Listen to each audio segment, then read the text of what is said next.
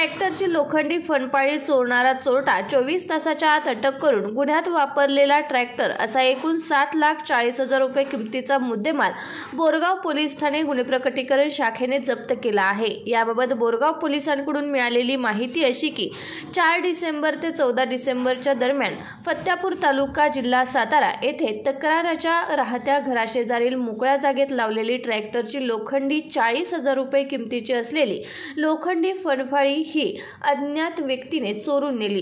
त्यानुसार डीबी पथकाने सदर ट्रॅक्टरचा शोध घेऊन त्यावरील चालकास ताब्यात घेऊन त्याच्याकडे चौकशी केली असता सदरची फनपाळी चोरून आणल्याचे सांगून सदर गुन्हा त्याने कबूल केला। या संदर्भात आरोपी धनराज शरद जगदाळे वय वर्ष 20 राहणार नांदगाव तालुका जिल्हा सातारा याच्यावर बोरगाव पोलीस ठाण्यात गुन्हा दाखल झाला आहे अशी माहिती बोरगाव पोलिसांकडून देण्यात आलेली आहे।